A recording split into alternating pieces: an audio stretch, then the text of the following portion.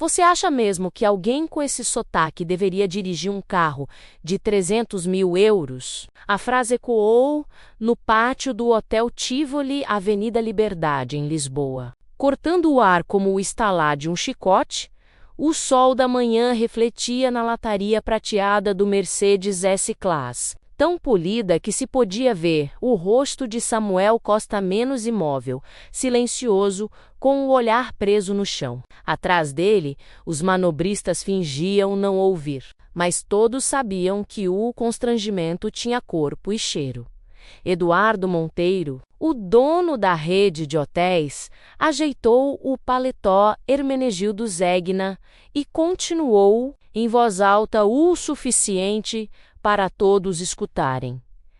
Na minha empresa, até os carros têm mais classe do que certos funcionários. Um riso abafado escapou de uma das secretárias. Samuel manteve-se calado, as mãos firmes sobre o volante. O suor escorria pela têmpora, mas seu rosto era de pedra. Do outro lado da rua, turistas tiravam fotos das vitrines da Louis Vuitton. Dentro do pátio, o mundo era outro, o das palavras afiadas, do poder que humilha e da cor que denuncia. Eduardo virou e entrou no saguão do hotel, deixando para trás o som de seus passos ecoando sobre o mármore branco. Samuel respirou fundo. Não era a primeira vez, mas naquele dia, algo em seu olhar parecia diferente, como se a ferida antiga tivesse finalmente aprendido a sangrar em silêncio. Você acha mesmo que alguém com esse sotaque deveria dirigir um carro de 300 mil euros? A frase ecoou no pátio do Hotel Tivoli, Avenida Liberdade, em Lisboa. Cortando o ar como o estalar de um chicote, o sol da manhã refletia na lataria prateada do Mercedes S-Class, tão polida que se podia ver o rosto de Samuel Costa menos imóvel, silencioso, com o olhar preso no chão. Atrás dele, os manobristas fingiam não ouvir, mas todos sabiam que o constrangimento tinha corpo e cheiro. Eduardo Monteiro, o dono da rede de hotéis, ajeitou o paletó Hermenegildo Zegna e continuou, em voz alta o suficiente para todos escutarem. Na minha empresa, até os carros têm mais classe do que certos funcionários. Um riso abafado escapou de uma das secretárias. Samuel manteve-se calado, as mãos firmes sobre o volante. O suor escorria pela têmpora, mas seu rosto era de pedra. Do outro lado da rua, turistas tiravam fotos das vitrines da Louis Vuitton. Dentro do pátio, o mundo era outro, o das palavras afiadas, do poder que humilha e da cor que denuncia. Eduardo virou e entrou no saguão do hotel, deixando para trás o som de seus passos ecoando sobre o mármore branco. Samuel respirou fundo. Não era a primeira vez, mas naquele dia, algo em seu olhar parecia diferente, menos como se a ferida antiga tivesse finalmente aprendido a sangrar em silêncio. Relógio marcava 6 da tarde quando o Mercedes S-Class retornou ao estacionamento subterrâneo do Hotel Tivoli. O som do motor desligando ecoou como um suspiro cansado. Samuel Costa permaneceu sentado por alguns segundos, olhando o painel iluminado antes de retirar a chave. O silêncio dentro do carro parecia mais alto que qualquer ofensa lá em cima. O mundo de Eduardo Monteiro seguia em ritmo de luxo, jantares com vinho francês, reuniões sob luz de cristal e risadas que pareciam aplausos ao próprio poder. Mas lá embaixo, onde o concreto abafava o som das ruas, Samuel vivia um outro tempo, o tempo da espera e da resignação. Ele trocou de roupa no pequeno vestiário dos motoristas. O armário de metal rangia. Dentro havia apenas uma jaqueta, uma bíblia gasta e uma foto antiga. Samuel, mais jovem, sorrindo ao lado de uma menina de uns 10 anos. A menina usava tranças e um uniforme escolar. No verso, uma anotação escrita à caneta. Para o meu herói papá. Atravessando o estacionamento, Samuel acenou para o segurança. Boa noite. Costa menos, disse o homem, distraído, folheando uma revista. Boa noite, Antônio. A voz de Samuel era baixa, serena, como quem carrega o peso de falar pouco demais. Do lado de fora, Lisboa se vestia de azul. O sol se escondia atrás das colinas do Castelo de São Jorge e as luzes começavam a se acender nas fachadas antigas. Samuel caminhava até o ponto de ônibus, passando por vitrines onde manequins vestiam Armani, Dolce e Gabbana. No reflexo do vidro via-se sua própria imagem, menos um homem de uniforme simples, mas com um olhar que parecia ver além da superfície brilhante da cidade. O ônibus chegou. Dentro dele, o cheiro de metal, suor e esperança misturava-se no ar. Uma senhora cochilava abraçada a uma sacola de pão quente. Um rapaz ouvia música no fone. Uma criança rindo chamava a atenção de todos. Samuel sentou-se perto da janela. Lá fora, a Avenida da Liberdade passava depressa, e ele se perguntava há quanto tempo não andava por ali sem farda, menos como um cidadão comum, e não como uma sombra de alguém importante. O trajeto até o bairro Amadora durava quase 1 hora. Quando desceu, o ar estava frio, e o cheiro de terra molhada se misturava ao das padarias fechando. A viela onde morava era estreita, com paredes pintadas de cores diferentes e roupas penduradas entre as janelas. Na porta de casa, uma luz fraca piscava. Ele girou a chave devagar, tentando não acordar ninguém, mas Sara, sua filha, já estava à mesa, os livros abertos. Oi, pai. Ela sorriu, com o cansaço de quem entende demais para a idade que tem. Ainda acordada. Tô estudando para a prova de engenharia. Ela piscou, orgulhosa. Samuel sorriu. A voz dela soava como lembrança de um sonho antigo. Engenheira, hein? Igual ao papai. Igual? Não. Melhor, respondeu ela, rindo.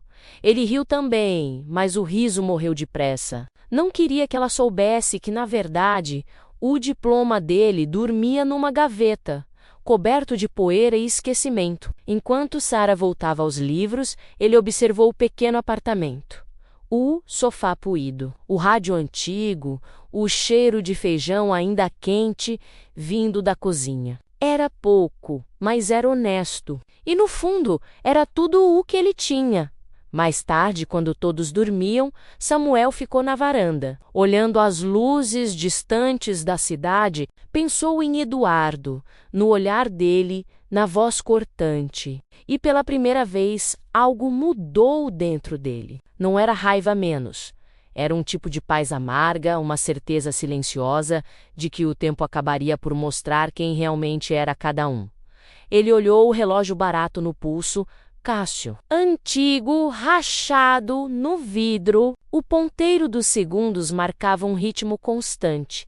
Teimoso, um dia murmurou, as máscaras caem. E o som do silêncio fala mais alto do que qualquer grito. No horizonte, Lisboa dormia sob luz dourada e neblina leve. E dentro daquele pequeno apartamento em Amadora, o silêncio de Samuel não era mais sinal de fraqueza. Menos era o prelúdio de algo que estava prestes a mudar. A manhã seguinte começou cinzenta, com um vento úmido vindo do Tejo e nuvens pesadas sobre Lisboa. Eduardo Monteiro desceu do saguão do hotel Tivoli apressado, o rosto cansado, mas impecável. Samuel Costa já o esperava ao lado do Mercedes S-Class, o carro reluzindo mesmo sob o céu nublado. Porto, disse Eduardo, jogando a maleta de couro Montblanc no banco de trás, e evite falar, por favor. Tem uma videoconferência. Samuel apenas assentiu e deu partida. O motor ronronou suave, um som caro e contido. As ruas ainda estavam molhadas pela garoa da noite anterior. O trânsito da Avenida da Liberdade fluía lento, e o reflexo dos faróis riscava os prédios como lâminas de luz. Dentro do carro, o silêncio era absoluto. Eduardo falava ao telefone com investidores, palavras secas, números e lucros. Samuel ouvia de longe, os olhos firmes na estrada. De vez em quando, olhava o retrovisor e via o rosto tenso do patrão, tão acostumado ao controle, que nem percebia o quanto o mundo podia virar em um segundo. Quando cruzaram a ponte 25 de abril, o vento aumentou. As gotas de chuva batiam no vidro como dedos impacientes. A cidade ficou para trás, substituída por campos verdes e longas curvas da autoestrada. Eduardo interrompeu a ligação e suspirou. Se continuar assim, chegaremos atrasados. Acelere, Costa. Samuel manteve o tom calmo. A estrada está escorregadia, senhor. Melhor ir com cuidado. Eu pago para chegar, não para passear, retrucou o empresário. Sem olhar para ele, Samuel apertou o volante. O som dos pneus cortando a água era o único ruído. De repente, uma curva fechada surgiu à frente, escondida pela neblina. Um caminhão apareceu do nada, deslizando. Samuel girou o volante instintivamente. "Segure-se!" gritou. O Mercedes derrapou. O barulho dos pneus gritando contra o asfalto ecoou como metal rasgado. O mundo girou 1, 2, 3 vezes. O impacto veio seco. O carro atravessou o guardrail e caiu numa ribanceira coberta de mato e pedras. Por alguns segundos, tudo ficou em silêncio. Apenas o som distante da chuva e o tic-tac insistente do pisca-alerta quebravam a imobilidade. Samuel abriu os olhos com dificuldade, o airbag o sufocava, o peito ardia. Olhou para o banco de trás. Eduardo estava inconsciente, a cabeça caída, o rosto coberto de sangue. O pânico subiu, mas veio junto a um instinto antigo. Samuel soltou o cinto, empurrou a porta amassada com o ombro e saiu. A chuva o atingiu como agulhas frias. Voltou para dentro, puxou o corpo pesado de Eduardo, apoiando-o com cuidado. "Aguente, senhor. Vai ficar tudo bem", murmurou, com um fôlego curto. O cheiro de combustível enchia o ar. O carro fumegava. Samuel olhou em volta, menos nada. Nem uma casa, nem uma alma viva. A estrada ficava no alto e eles estavam isolados. A dor latejava nas costelas, mas ele se recusava a parar. Carregou o corpo do patrão até um abrigo improvisado sob uma árvore. Rasgou a própria camisa e pressionou o ferimento na testa dele. Eduardo gemeu, abrindo os olhos por um instante. "O que aconteceu?" balbuciou. Um acidente." "Fique quieto", respondeu Samuel, firme. O empresário olhou em volta, confuso. "Você me salvou?" Samuel não respondeu. Apenas continuou curativo, as mãos firmes, os olhos atentos. A ironia da situação pairava no ar como uma sombra. O homem que o desprezava agora respirava, porque ele não hesitou em ajudar. Minutos se tornaram horas, a chuva cessou e o som dos pássaros voltou. Tímido, ao longe, ouviu-se o ronco de um carro. Samuel levantou-se, acenando por socorro. Um casal parou, ligou para os bombeiros, enquanto a ambulância chegava. Eduardo permaneceu deitado, olhando o céu cinzento. Em sua mente, a imagem do rosto de Samuel menos molhado, cansado, mas sereno menos misturava-se ao som da própria consciência sussurrando verdades que ele nunca quis ouvir. Às vezes quem a gente pisa é quem acaba nos carregando. O helicóptero de resgate pousou minutos depois. Eduardo foi levado em uma maca. Samuel, exausto, seguiu atrás. A chuva havia parado, mas o ar ainda cheirava a ferro, barro e arrependimento. A estrada, que antes separava dois mundos, agora os unia pelo acaso e pelo preço invisível da humanidade. O cheiro de desinfetante e éter dominava o ar. O Hospital de Santa Maria, em Lisboa, era um labirinto de corredores brancos, sons metálicos e vozes contidas. Eduardo Monteiro abriu os olhos lentamente. Tudo parecia distante, o bip dos monitores, o peso das ataduras, o sabor amargo do remédio na boca, à beira da cama. Uma enfermeira o observava. Está acordado, senhor Monteiro. Sofreu um acidente de carro. Teve sorte, graças ao motorista. Motorista, murmurou, confuso. Sim, ele o tirou do carro antes que pegasse fogo. Está no pronto-socorro agora, tratando alguns ferimentos leves.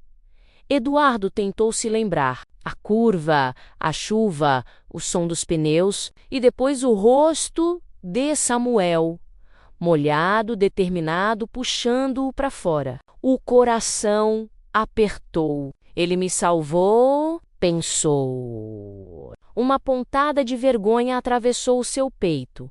Horas depois, quando o médico autorizou visitas, Eduardo pediu para vê-lo. Samuel entrou devagar, com o braço enfaixado e uma expressão calma, quase tímida. Senhor Monteiro menos cumprimentou, em tom respeitoso. Eduardo engoliu em seco. Costa, eu não sei o que dizer. Não precisa dizer nada, senhor. Está vivo. Isso basta. O silêncio entre eles era espesso, desconfortável. Eduardo olhou para o chão. Eu fui um idiota. Samuel esboçou um sorriso leve. A vida tem um jeito curioso de nos ensinar humildade.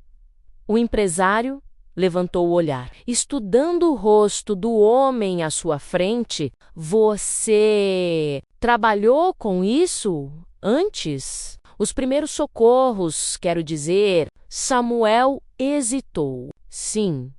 Eu era engenheiro. Eduardo piscou, surpreso. Engenheiro mecânico, formado em Luanda. Trabalhei na Monteiro Engenharia há uns 8 anos. O ar pareceu sumir do quarto. Eduardo sentiu o sangue fugir do rosto. Na minha empresa. Na sua, senhor, Samuel confirmou, com serenidade, até o dia em que me culparam por um erro de projeto que eu não cometi. Um diretor achou que um africano não poderia ter razão técnica, e o senhor assinou a demissão sem sequer me ouvir. As palavras caíram como pedras. Eduardo levou a mão à testa. Lembrava-se vagamente daquele caso. Na época, um engenheiro chamado Costa havia sido dispensado por incompetência após uma falha num equipamento. Ele nunca imaginou que o homem à sua frente fosse o mesmo. Eu não fazia ideia. Menos, murmurou. Eu sei, respondeu Samuel. Tranquilo. Quase ninguém faz ideia do que acontece por baixo dos tapetes de mármore. Eduardo o olhou, sem saber o que dizer. As lembranças voltaram como flashes, as piadas de escritório, os olhares, a arrogância disfarçada de eficiência. Tudo parecia tão distante menos, mas agora doía. Por que não me disse nada antes? Perguntou, quase em súplica. Samuel respirou fundo. Porque eu não precisava provar quem eu era. A vida acaba mostrando. De um jeito ou de outro, o empresário desviou o olhar. O coração batia pesado. Pela primeira vez, ele sentiu vergonha de cada taça de Dom Pérignon, de cada terno Zegna, de cada risada que ecoava às custas do silêncio dos outros, você me salvou, mesmo depois de tudo. Eu fiz o que era certo. A voz de Samuel era simples, limpa, não por você, mas por mim. Se eu tivesse te deixado lá, eu seria igual àqueles que me feriram. Eduardo fechou os olhos. Lá fora, o som de um sino distante cortava o silêncio da tarde. Um vento leve entrou pela janela, trazendo cheiro de chuva e de redenção. Costa, disse ele, baixinho. Se eu pudesse voltar atrás. Não precisa voltar, só caminhar diferente daqui para frente. Samuel se levantou, prestes a sair. Vai ficar bem, senhor Monteiro. A ferida, ela vai cicatrizar. Eduardo levantou o olhar. E a sua? Samuel sorriu de leve. A minha já aprendeu a doer em silêncio. Ele saiu do quarto, deixando atrás de si o som dos passos firmes. Eduardo permaneceu ali, imóvel, com o olhar perdido no teto branco. Naquela brancura fria, viu, reflexo da própria alma menos limpa por fora, mas manchada por dentro. Há feridas que não sangram, mas que nunca deixam de queimar. E pela primeira vez em muitos anos, ele chorou não de dor, mas de vergonha. 2 meses depois do acidente, o outono já pintava Lisboa de tons dourados. O vento soprava folhas pelas calçadas da Avenida da Liberdade. E o reflexo das vitrines de luxo, Hermès, Cartier, Rolex, menos misturava-se às sombras das árvores. No alto do Hotel Tivoli, Eduardo Monteiro observava a cidade de sua cobertura. A vista era a mesma, mas ele não era mais o mesmo homem. Os jornais ainda falavam do acidente, do milagre na estrada. Ninguém sabia os detalhes, e Samuel nunca buscou reconhecimento. Mas desde aquele dia, algo dentro de Eduardo se partira. A parte que acreditava que status e poder eram sinônimos de valor.